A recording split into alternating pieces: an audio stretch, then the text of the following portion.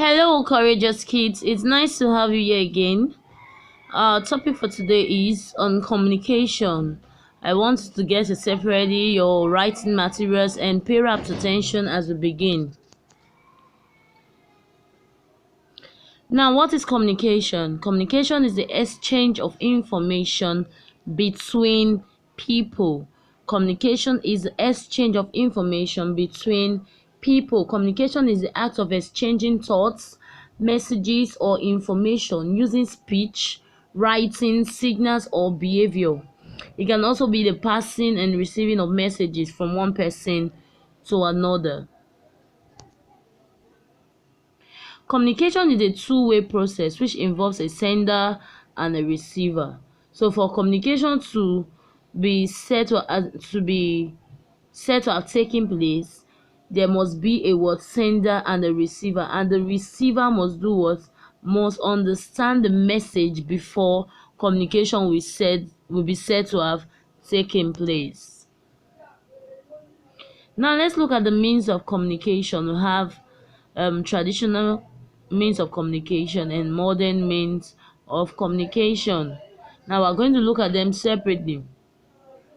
Traditional means of communication. We have the talking drum. Talking drums are beaten to a particular rhythm to send messages to neighboring towns. The talking drum could be beaten to indicate festival, war, death of the king, etc. Now, the way the drums are beaten are different according to the reason it was beaten.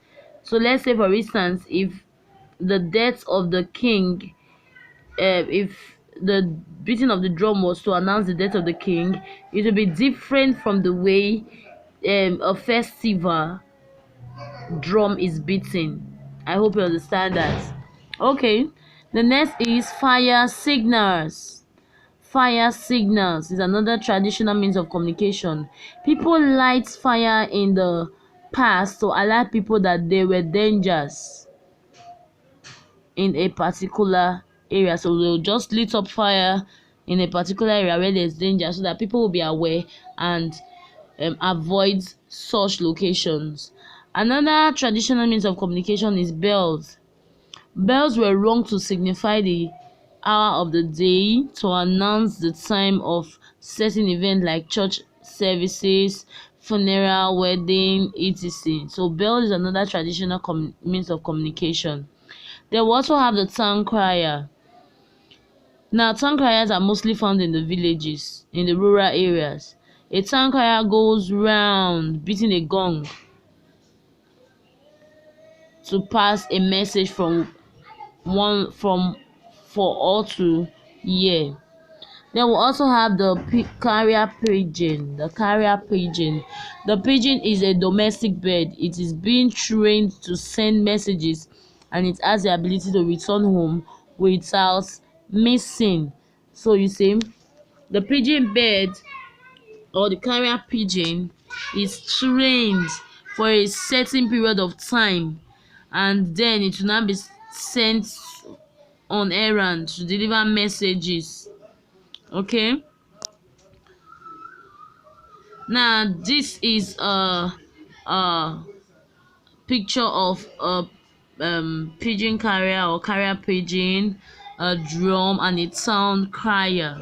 You can see it clearly. Okay, let's look at problems of traditional communications. What are the problems of traditional communication? One, slow and not reliable. Slow and not reliable. Two, difficult to use. Difficult to use.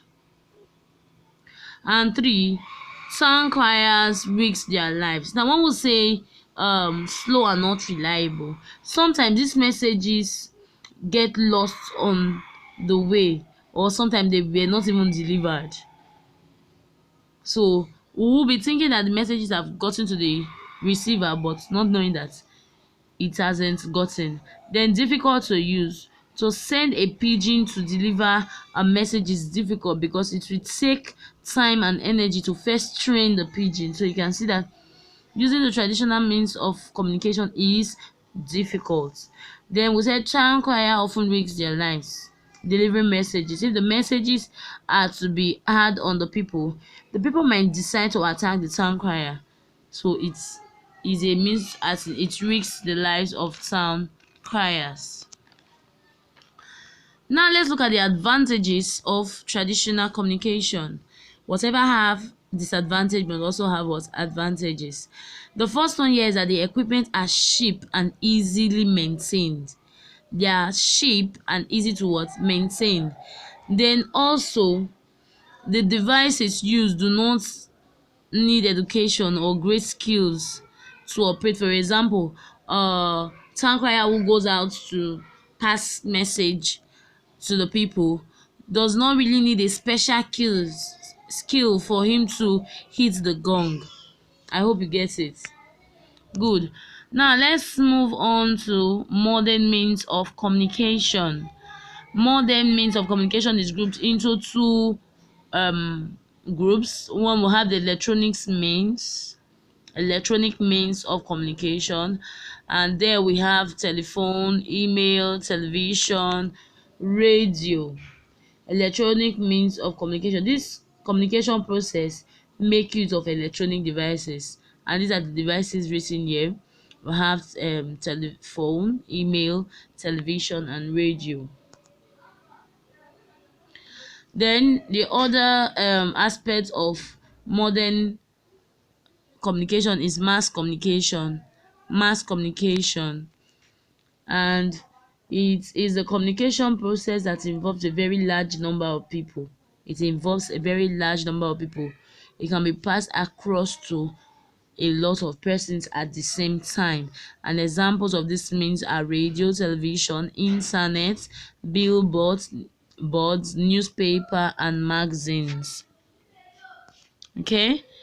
Now move on to advantages of modern communication. Remember I said whatever has an advantage must also have a disadvantage. But first of all, let's look at the advantages of modern communication. One, they have wide coverage.